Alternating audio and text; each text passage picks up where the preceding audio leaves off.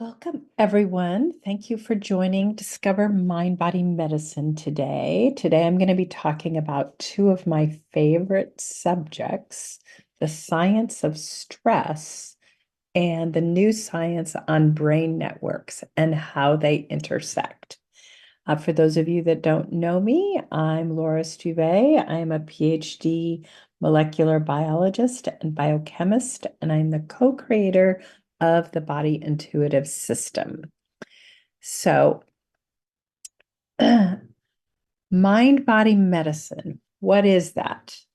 That is any type of healthcare system that is based on the science of how the mind and body are connected, which is basically the understanding that your emotions are biochemicals and that they influence the health of your body. And by changing your mindset and your stress mindset, you can change your health. The other part of the equation is depending on what's going on in your body, let's say inflammation, that can really impact not just pain and discomfort and allergies and physical symptoms in the body, but inflammation can impact your emotions, your mindset, and how you respond to stress. So, this interconnection of the mind and body is used in everything that we do in mind body medicine. And as I said, our topic today is going to be the impact of stress on our quantum brain or our brain networks. And we're going to be looking at chronic threat stress. Before we dive into new possibilities, let's anchor into what we already know about stress. So you might know these things, you might know some of these things, you might have heard about them, you might have taken many trainings in them. But basically, we have three different physiological stress modes. We've got our ancient fight, flight, freeze, faint, threat stress.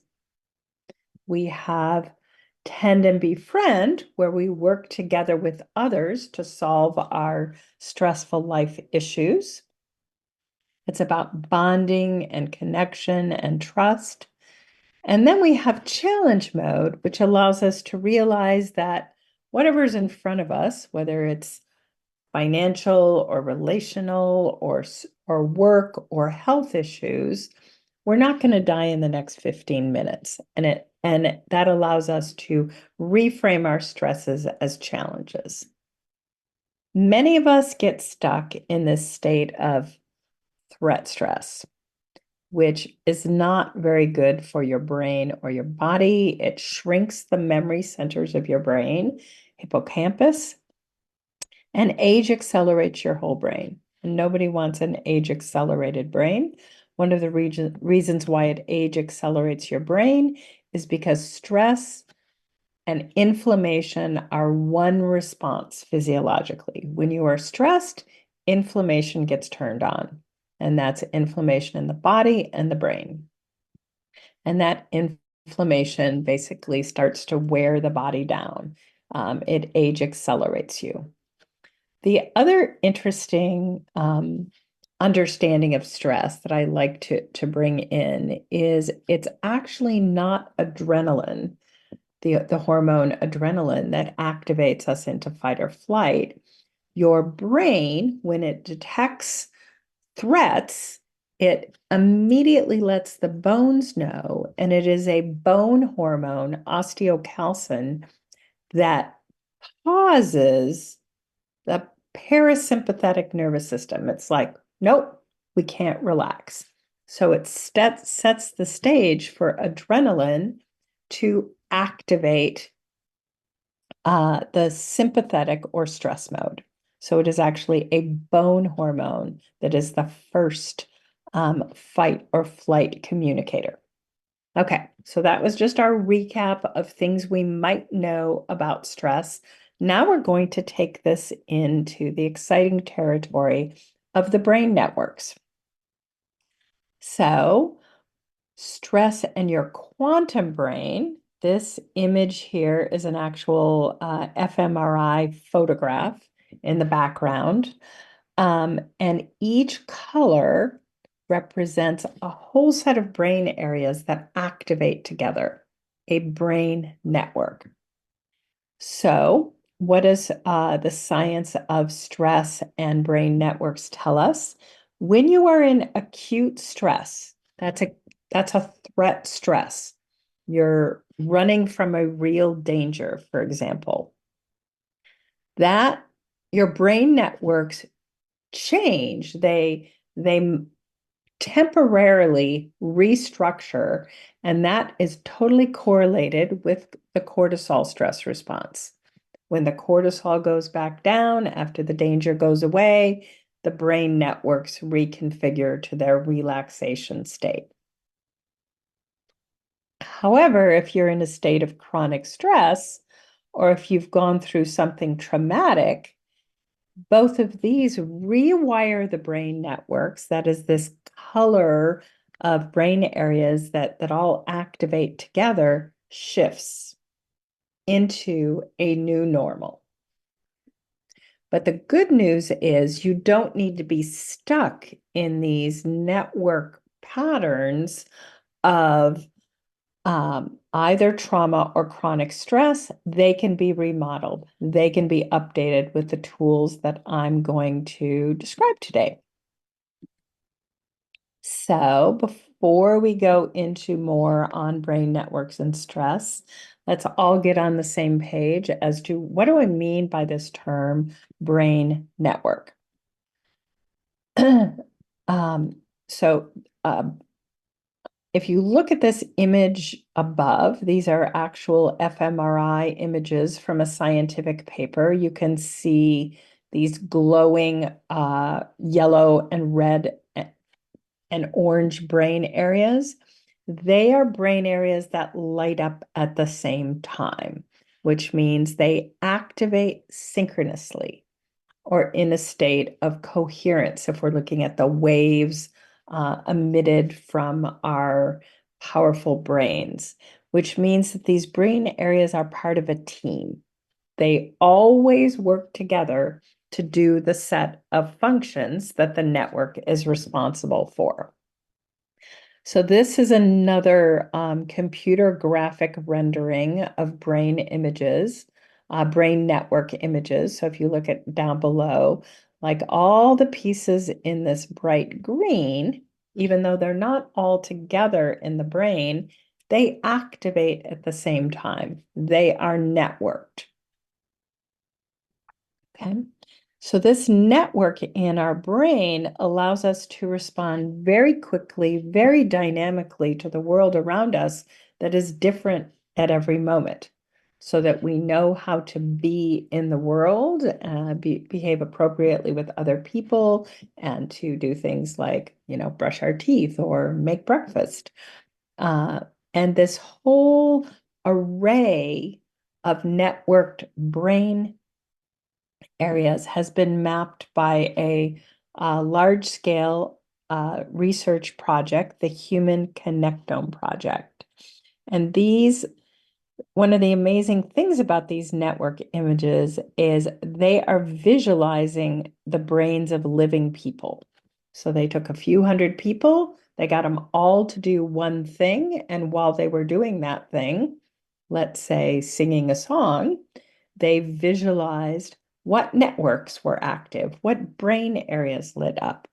Then they got them to do something else, like a little bit of walking or moving their arms, and they looked at what networks were on.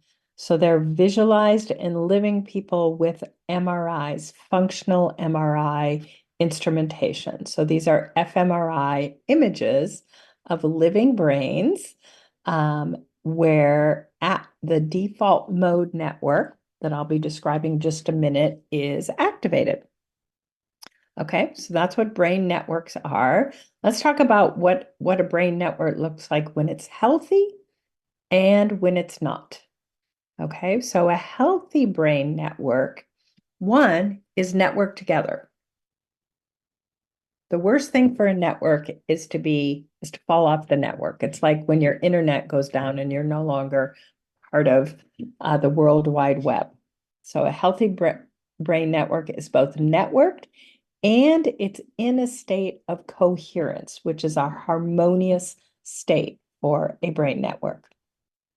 A brain network that is imbalanced, unhealthy, the frequencies can be distorted. So instead of like a smooth up and down, they'll be all kind of ragged, disconnected. There can be brain regions within a network that no longer communicate, or one network which talks to a second network. Those two networks can get disconnected. When the network connections fall apart, the frequencies are distorted. The volume knob on the network is in the wrong position. Either the network is screaming or whispering, but you really can't hear it at the right volume. Then the brain doesn't work very well. So you can have challenges with thinking, planning, focusing. Your emotions can be dysregulated, and you can be stuck in a limiting mindset or view of your life and the world. So we can see by this set of symptoms that networks are a way in to address some very powerful things that are important to us.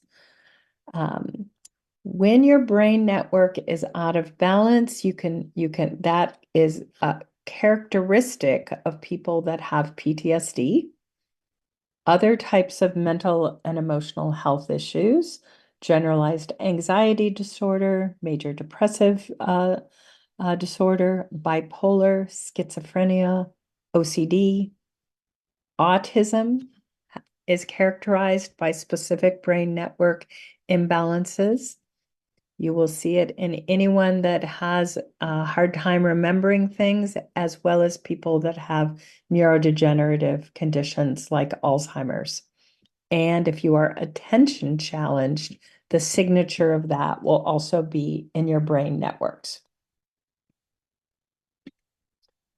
So today we're going to talk about, briefly, we're going to get a little tiny snapshot of what happens to the brain networks in stress. So researchers have looked at this in different conditions. And the first is a real acute threat stress. Okay, so what happens when we're faced with a potential imminent life or limb threatening danger? Our brain networks all become integrated. They work together to help us maneuver through the serious threatening situation that is in front of us. Our attention networks pay more attention. Our sensory and intuitive networks also activate and get more dominant. They need to figure out what's safe, what's dangerous, what should I do? And so they guide our decision-making process. And some of the networks get more connected and others isolate themselves under acute stress. When acute stress becomes chronic, some of these momentary rearrangements in your brain networks actually become the new normal state. So your brain networks get locked in kind of a stressed configuration that you operate in as you live your life. Okay. And then in terms of trauma, the term in the literature are trauma exposed people, which is anyone that has lived through a trauma. I have to figure out, I have to believe that this is probably almost all of us, depending on how we define trauma here. But basically, we all live through challenging, traumatic things, and there's two ways our brains can respond to that. And one of them is to move into post-traumatic stress, elevated anxiety, depression, panic. So kind of emotionally reactive ways of dealing with life, and then to just become resilient. So to basically recover and be resilient after we live through something traumatic. And the signature of the brain networks is different in these two populations. Okay. And about a third of people that are trauma exposed, that live through something traumatic, end up in this first bucket, in this reactive emotional situation. So this is an important puzzle to solve in healthcare. So now that we've gotten acquainted with what brain networks are, we're going to look at the impact of stress on three very key brain networks. These brain networks are at the top of the hierarchy of the dozen or so brain networks that scientists have discovered. So these three brain networks work together. They're called the triple network control of the brain. And we're going to meet now our salience network, our default mode network, and our central executive. The central executive is in control of all the brain networks. It's the executive. So the salience network is the term salient means what is coming up to your attention? What are you noticing? And the salience network decides, what am I going to notice? What am I going to notice in terms of what's going on in my body? What's going on in my emotions? This is the home of your gut instinct, those raw intuitive hits. So most of us here are intuitive practitioners. The salience network gives us our strong intuitive skills. This is the network we hone and develop and harmonize as we develop our intuitive superpowers. How does the salience network speak to us? Through those intuitive hits, and it is the volume knob on our emotions. So when we have a strong emotional reaction, the salience network is telling us, really notice this. This is important. You must notice this. And because it's part of our own intuition and our own emotional regulation, it helps us understand everybody else. It helps us understand the social world around us. What are other people feeling? How are they feeling towards us? How are they behaving so that we can fit into the social world? So this is what the salience network is doing when it is in balance. Let's look at the salience network if we're in a state of chronic stress. The salience network in chronic stress basically decides everything is salient. The volume knob on this network goes up. It is too dominant. So when everything is important, it's hard to discern the sensory stimuli that is coming at you in any given moment. So think of this state of everything is important. It's like everything in the world that you're seeing or feeling in your body, instead of speaking at a normal volume, is screaming at you. So there's too much kind of this is important. This is important. No, notice this. It's like the mom trying to do her work with the kids like screaming at her, or a woman with panic disorder walking down the street and getting triggered by everything, or the overwhelm of like too many things to do. So this is the state of the salience network when we are chronically stressed. It's turned up too high. And this obviously, there's a gradation here. Some of us have it a little bit turned up too high. Some of us have it really cranked out of control. The next network we are going to meet, we saw in those brain images, this is the default mode network. What does that mean? It means when we're not doing anything, this network is on. It's our default active brain. When we're not doing anything, it means nothing. We are not listening. We are not talking. We are quiet. This would be daydreaming, relaxing, trying to meditate, but getting kind of spiraling out in those thoughts, overthinking. And the characteristic of this network is that it is self-obsessed. So it's the me network. It's concerned and over-concerned with self. Dawson Church describes this network's role as selfing. It's constantly analyzing self. What did I do yesterday? Was it good enough? Should I have done this instead? It's constantly critiquing you. Look where I screwed up, and oh my God, this is coming in 2 weeks. I don't think I'm gonna be able to get ready in time. So it worries about the future. It analyzes and critiques the past with you as the center. Okay. And so this is its normal role. Why is it important to do this self-critique? Again, this can be in kind of a range of this is a functional self-analysis to be sure that we're all doing what we want to be. We're all being the person that we want to be in the world, but it can get to extremes. So what does your default mode network that tends towards self-obsession do when you are chronically stressed? Well, the self-obsession network is the main network that isolates. It goes in the corner in a timeout. It doesn't talk to the other networks anymore in chronic stress. So it becomes isolated.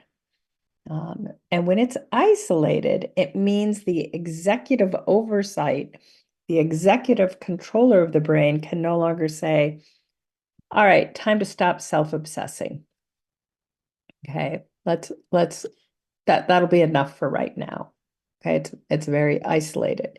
And one of the ways to get out of kind of the pathology of self-obsession is this network, the default mode network, has basically a tremendous capability to shift and access our higher self network, our higher self perspective.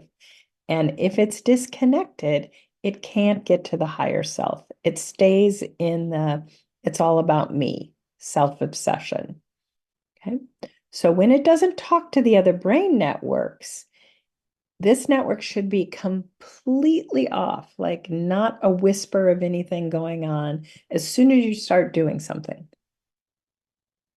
You pick up your phone, you look at it, you start talking to someone, you send an email, you are doing something. When you are doing anything, this network should be off, but in chronic stress, it no longer turns completely off. So it is on at the wrong times. This leads to really the excesses of this network: excessive rumination, excessive self-obsession, racing thoughts, and eventually it can lead into that list of mental, emotional, and psychiatric issues. So now we've met two brain networks. We met our salience network and our salience on stress, our self-obsession network, and that network on stress here. The third network that we're going to look at is the central executive. So let's think of what does an executive do in an organization? They're ultimately in charge.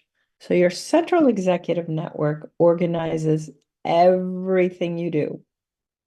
Think of all the doings that you do.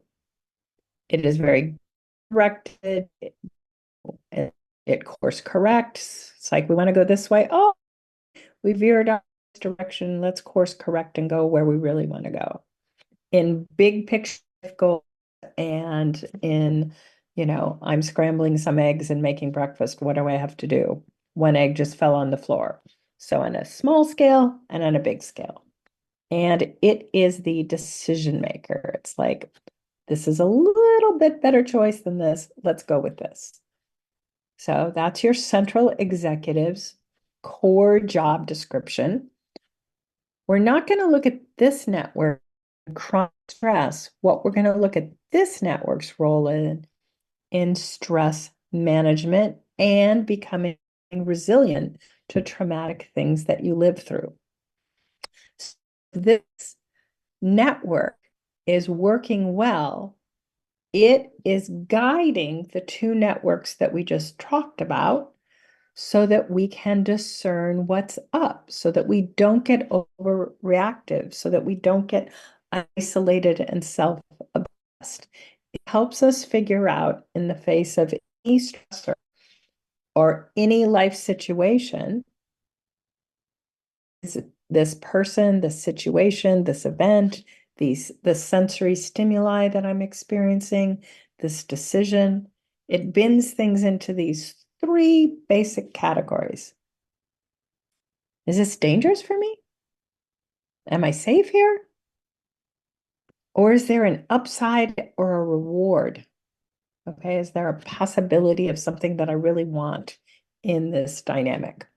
Okay, this is an important discernment. When we lose this discernment, everything without the central executive helping us figure these three categories, dangerous, safe, or reward possibility, everything becomes potentially dangerous. That is kind of like the default reptilian lizard brain within us all. And so the world is more dangerous. We're more easily triggered. So the central executive is very important to help us effectively manage the gazillion things that we have to do and to recover from the challenging life experiences that we live through. All right.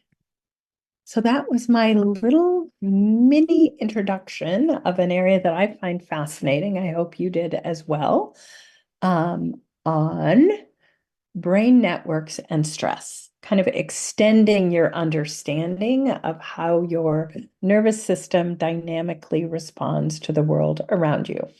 So let's say we've lived through something stressful, like, I don't know, life in 2024 and for at least the past several years. How can we repattern these imprints in our brain networks that may be stuck there from stresses that we've lived through before? So the modality that I practice, that I teach, that I co-developed with Dr. Janet Gallipo is called Body Intuitive. I'm going to do a Body Intuitive session, and I'm going to integrate that with my new work that I'm bringing in on the brain networks. So Body Intuitive is a system that combines Dr. Gallipo's depth of understanding and training in classical Chinese medicine with my understanding of the latest science and health. It is mind-body medicine. It integrates the wisdom of the past, of the energy masters who have been working with qi in the body for thousands of years, with this futuristic quantum brain and latest science view. It is both an intuitive system and a very rigorous academic system, and it really works. So I'm going to show you in an example session here how I'm going to look at what's behind the symptoms in our client for today. And so I did have volunteers, some of whom sent me beautiful emails explaining their stress. And so I'm going to demonstrate on Jean. So Jean, if you want to raise your hand. So we're going to just do a little intake here. I realize you wrote me an intake. You said that the past 5 years or so have been very stressful. Yes. And I'm gonna, ask you to share maybe the top 2 to 3 stresses briefly. And then I'm also going to ask you kind of what impacts you notice, in your life, in your emotions, in your body symptoms from kind of this stressful time. So what is different? Do you look? Yeah. Okay. So those are the things that I'm going to ask you here. So would you like to kind of, you don't need to go into a long Right. description for us, but just, yeah, what do you want to share? So the top three, I guess, is obviously the pandemic year and living at home with a partner who was unhappy with me, to say the least. And then that was 2020, 21, we all got vaccinated. And I went skiing for a week, and then I came home in the middle of the night, and he already left, took all the stuff, told me he was leaving me. So that really set me down, and I would say that it was true PTSD. And then after 6 months, we got back together. And then after another 6 months, he had a car, someone T-boned him, and then he could have died, but he got a brain bleed and had to have brain surgery. And then a year and a half to recover, and me being going through all of that. So that's three. Yeah, that's good. Okay. All right. That sounds very cumulatively very, very stressful. Each one of them is stressful. All right. And so what have you noticed in terms of impacts on mind and body from living through these events? So since about a year ago, my entire right side has got, the neck coming from the back muscle, wrapping around, going in and down the abdominal, digestive problems too, but a lot of muscular and just like pains going here or there. And, I would say it's 50% better now. I've had various things I do, but Mm-hmm. this is like a chronic, like year-old thing. So it's Mm-hmm. could be that. Also, my bladder is leaky, which that's same year, like this, this with the same timing. And my blood pressure, when I went to hot vacations twice, spiked, and it was a disaster. And then I went on pills, and I came home and chilled out, and now it's okay. So Okay. those are things like never used to happen to me, any of this. Okay. All right. And then I'm just gonna, how is your sleep? Are you more easily stressed? Um, So my sleep is, I mean, I do sleep, but they're always active dreams, let's say, or a lot of activity going on the night, not necessarily nightmares or anything. So mhm. I don't feel, I mean, I'm sure there's times I am sleeping and, but it's sometimes it's exhausting to It's a sleep. very active night. I Yeah. know the phenomenon. Okay. Yeah. Okay. And how about emotions and stress? I realize that you do have a lot of tools and yeah. Right. Uh, so, I mean, so these things were all big things, right? So now they, more settled down, but yeah, I can be triggered off pretty quickly. Okay. Yeah, I'm not trying to bait the Yeah. witness. I'm just No, no, gathering I, information. You everyone don't thinks have to be triggered quickly. Yeah. I mean, everyone thinks of such as calm person, but like that's not really what's inside of me. Okay. Got it. Okay, so I'm going to get quiet now and I'm going to give you a brain network session. We're going to see if there's any impacts on your brain networks from this series of, very traumatic, stressful events that you've lived through in the past few years and what we can do about that. So I'm going to get quiet. I'm just going to pause and take a few breaths.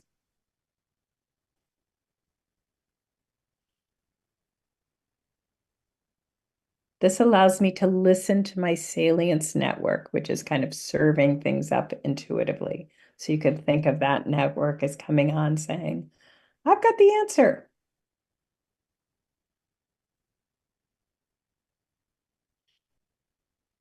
Okay, so um, if someone is watching this demonstration and who's never seen a mind-body medicine treatment with the body intuitive modality, just going to let you know what I'm doing. So I use my fingers to set up a yes/no muscle testing, and that allows me to read kind of what's up in my client. I can see her on Zoom, and so we're here together in this networked Zoom space. And so I'm tuning into what's up. And the first thing that we're going to do is we're going to figure out which of the brain networks and brain body networks we're going to address. And we are going to address the default mode network. Okay. And that is that me network. Okay, it can go into self-obsessed. It can go to just, worry thinking, that sort of thing. But it definitely knows everything that has ever happened to us, and it's constantly analyzing the past and kind of like concerning about the future.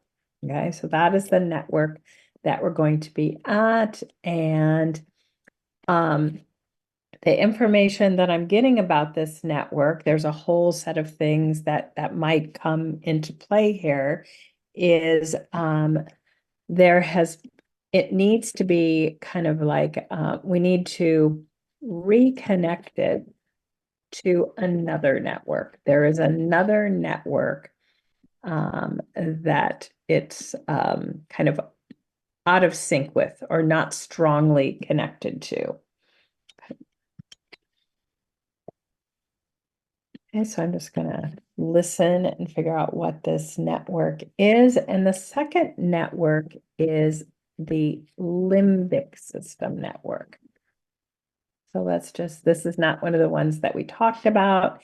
Some of you might be familiar with the limbic system, but the limbic system network is a little bigger than just the limbic system. So this is kind of our sensory kind of integration happens here. And emotional and behavioral responses and control of our emotions. And it's also got our memory banks. So it knows what we have lived through. If it is well networked, it has higher brain, so smart brain, prefrontal cortex, in other words. These are all different words for the same thing. Oversight of the basic emotional drives of the limbic brain. Okay, so that is the network.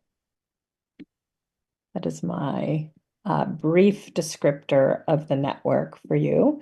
And so what I see is that the me network, the self-obsessed default mode, is no longer adequately integrated with the limbic system network. So we're going to ask, why not? Okay, why is there there a disconnection? What is the story here? Okay. So we're gonna now identify a past influence that you have lived through that has caused this disconnection. And I think in the email that you wrote me, this is not one of the stressors. This is the emotional stress. You said you did the caretaking for your mom at the end of her life, right? Yes. Okay. And were there health issues or what emotions and what was going on in this time period? Well, she lived to be 90, which was great. And she, I don't know, had some reason she had to come off the Coumadin because her levels of something else were off. So once that was off, she got a huge brain bleed in the back of her head. And then, it was like a week to 10 days where she was just transitioning. So I was at the hospital with her the whole time.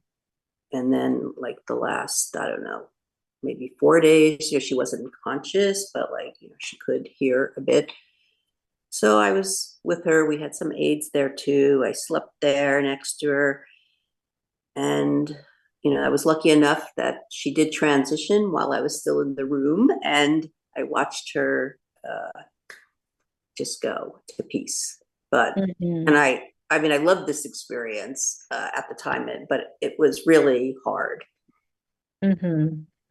And so if you think about it now, what emotions are up for you in thinking back to this time period, that like the last few days of your mother's life? Well, obviously grief. In fact, I started wheezing, like the doctors. I mean, I had to get medicine because I started already. I didn't have a cold or anything. My lungs were just already going with that. Okay. And I'm sure that you have worked on this memory in other ways, but if you think of the intensity of the grief now on a 1 to 10 scale, what does it feel like it is? I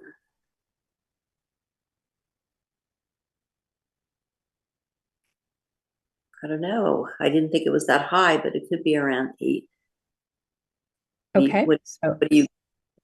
I agree. I'm getting an 8. And this is something that I have observed about this brain network work, is that even if a memory comes up and you're like, I've already worked on that memory, when you look at it from a network perspective, like the residual intensity is like, here, I'm still here. And it really announces itself. Okay.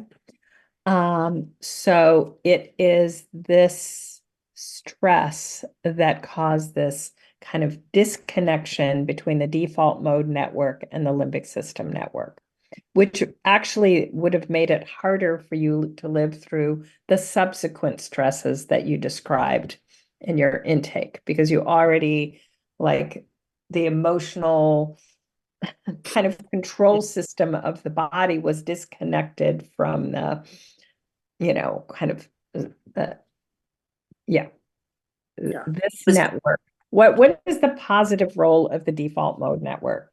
Do we need to obsess about ourselves to survive through the world? It's like we analyze how we have lived to figure out how we want to live. You could think of it that way. It doesn't always need to be self-obsessed. Okay.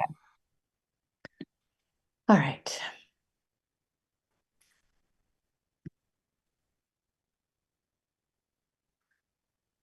So, because we are working on stress impacts on the brain is saying there's another one. Please, please don't forget me. So we are going to go next, and we are going to look at the interrelationship of the default mode network with a second network. Okay. So up here, we were looking at the default mode network's relationship with the limbic system network and the circumstances that disrupted that network connection. Now we're going to look at the default mode network in the context of a different network. It might be the same story, it might be a different story. Okay. This network is going to be the last one that I talked about, the central executive, the one that gives us stress resilience, that helps us really discern this is dangerous. These things are not dangerous, so that we don't, that our brains aren't pushing everything into the danger category. Okay, so we are going to look at the interrelationship between these two networks, and we'll figure out how they want to kind of reconnect in a moment. I'm going to ask, what is up here? Why does this network relationship need some tuning? Okay, this is the partner with the brain bleed, brain surgery. So your mom had a brain bleed and died of a brain bleed, and then just a couple years later, your partner had a brain bleed and almost died? Yeah, Okay. he was in a T-bone. They took him out with jaws of life, but luckily the only thing wrong with him was his brain, because I mean he didn't get bodily or organ injury, but yes, he could have died. Okay. Okay. All right. Hadn't even made that connection till you I just was made it. like, haven't we got two brain bleeds in the hospital here? So this is what we call, this is the same emotional file drawer. The first memory, this is the first memory. It disconnected default mode from the limbic system network. Then, oh my God, there's another brain bleed. And the central executive is like, sorry, I can't help anymore. That's the, I'm going to give you stress and trauma resilience. And then the central executive disconnected. So this is another, so we have a disconnect between first the default mode and the limbic system, then the default mode and the central executive. We've got two emotional stories that are similar. And what would the emotions have been here and the intensity? Well, fear and, well, I would imagine grief was in there. I was too busy trying to handle everything. Yeah, grief wants to be in there. Yeah. Okay. And what would the intensity be if you think back on it now? Oh yeah, 10. Okay. So we have two memories. They're related. They're loved ones in the hospital with a brain bleed. Okay. And even the combination of them is impactful. Okay. So whenever we work with brain networks, we figure out why there's an imbalance. In this case, it's a disconnection. It's not always a disconnection, but in this example, it is. Okay. And then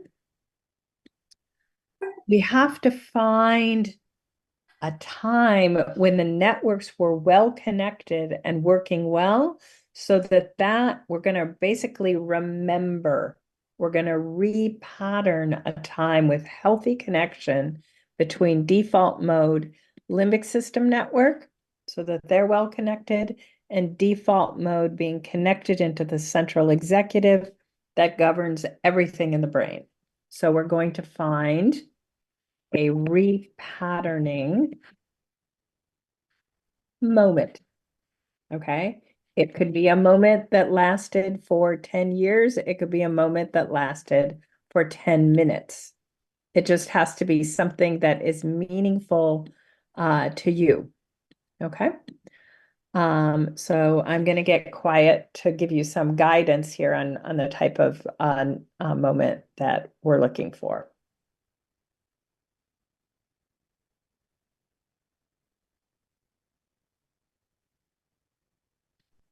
So we're looking for a joyful moment of feeling kind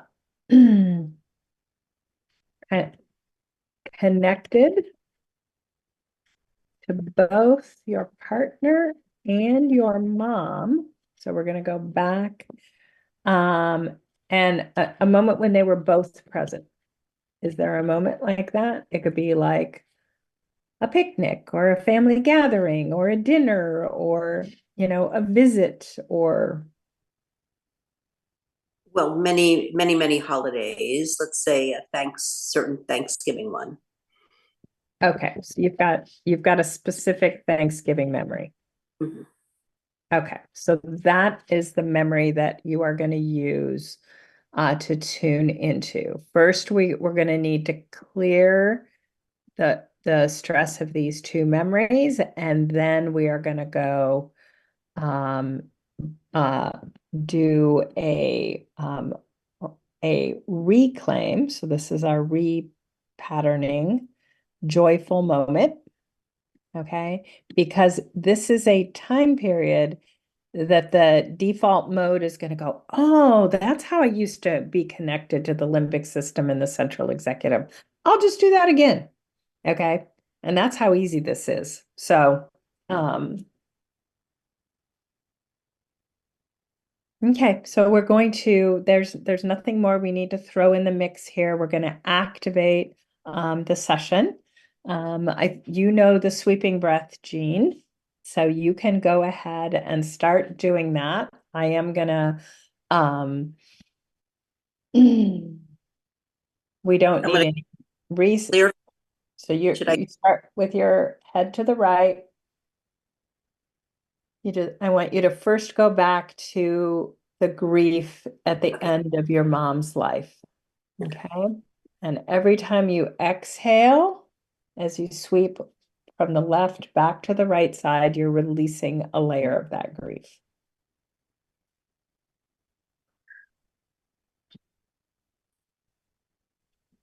Right. And what I'm going to do is I'm going to tune into the default mode network, which is about right here in the left hemisphere. So I'm going to connect into that network in your brain.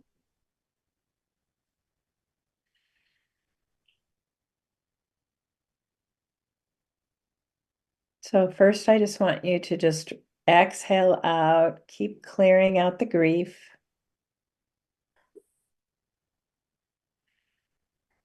With every exhale, just breathe out more of the grief.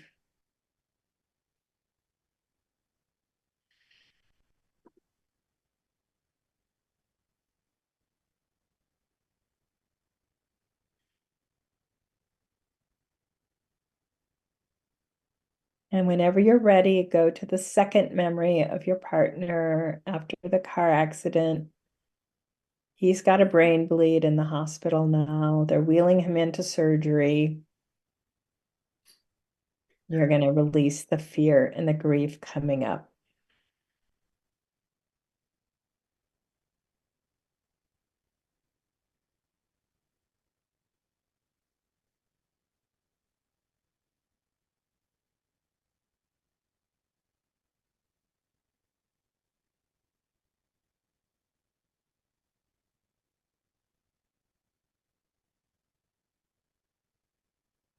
All right, and now you can pause, and I want you to go to this Thanksgiving memory.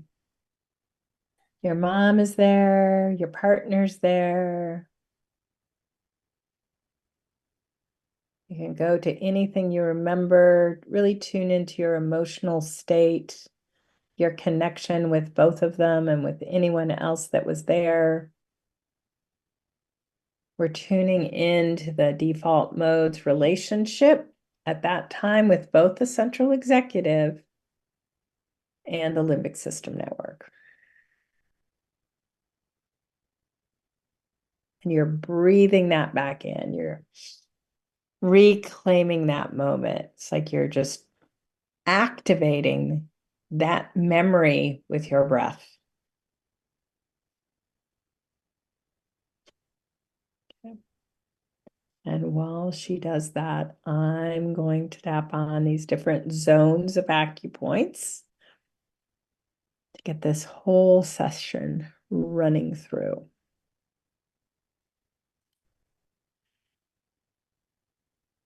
All right, so you can pause now.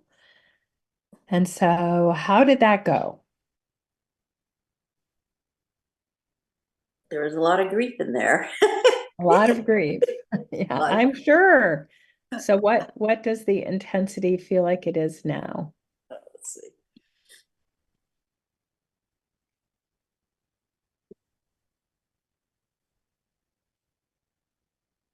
5 or 6. Okay. All right. All right. And what about the fear and the grief when your partner was getting wheeled into surgery?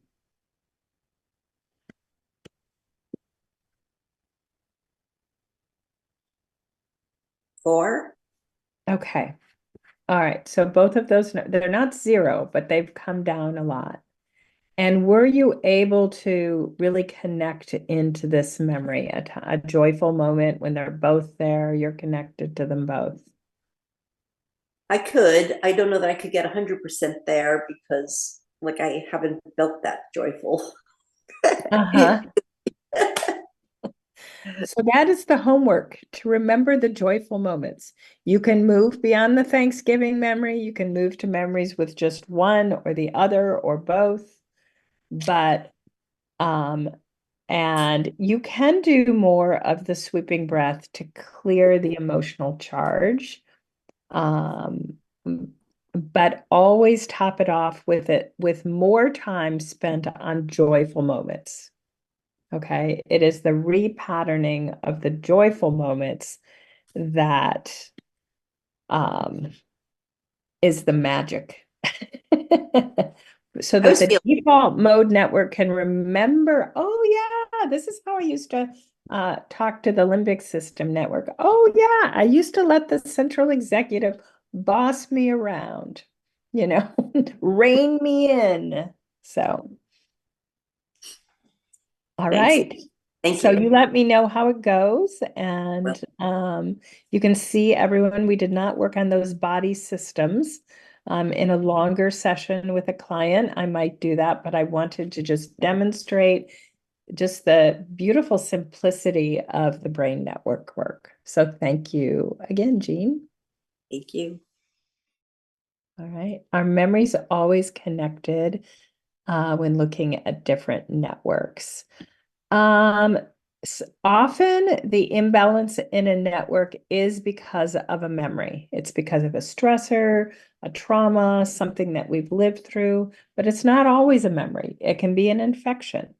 It can be a head trauma. It can be a car accident where you have a brain bleed.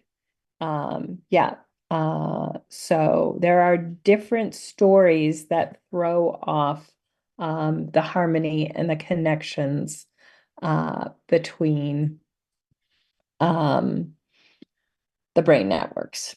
All right. And then I got an earlier question. Is there a connection between osteoporosis and stress?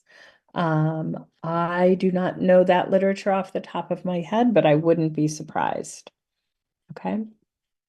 Um, and then I'm just looking at the comments and questions here. I'm convinced that the connectome can be connected to another person's when you live together. Absolutely.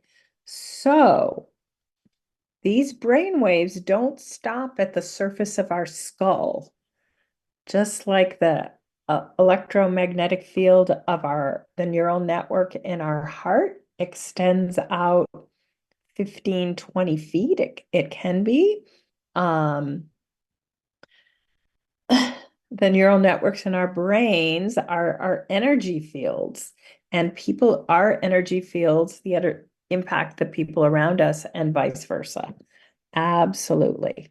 Yeah. So when you get these brain network updates, you can think of it as updating other people around you. Yes, absolutely. Even if you don't remember an incident from very early childhood, like age 4 to 5, the networks remember. Okay. All you need to get to is an age and an emotion. And yes, uh, you can go there. Yeah. All right. And where do I want to go now? Questions. So I'm happy to answer any other questions. I want to thank you all for joining me. And if anyone out there does not have the stress mindset reset a tool in their toolkit, this is one way to get your networks recalibrated as quickly as possible. When we send out information on the next month's webinar, we will send a link to that to be sure everyone has that. I did that right before this webinar. And if you are interested in more about brain networks, my brain networks class starts in 10 days, and we're going to go through the 12 brain networks and then how all the brain networks are connected to the neural networks in the body. It will be a fascinating and fun journey. The recordings are on our YouTube channel. So we will direct you guys there. The recording from last month is on our YouTube channel. There are two recordings from last time because there were two demos. Last time was very long, so sorry about that. And if any of you have not taken the Body Intuitive Practitioner training and if you or someone you know, Janet and I are offering an amazing fall special of $5.99 for the course. Okay. And again, I'll send information out about that when I send you the email. So thank you so much for joining me. If you have questions, you can email me at laura@mindbodyscience.com. You can find me on Instagram at Dr. Laura MindBody. And if you want to join me next month, it is a session for you. Okay, it is the day before Election Day, and I'm going to do a group session for Election Day in the United States of America here. A group session for election stress. So I'm not going to do a lecture. You come, everyone gets a session. We can all do intakes and look at our intakes, but I encourage you to join and you will get an invite. All right. So thanks, everybody.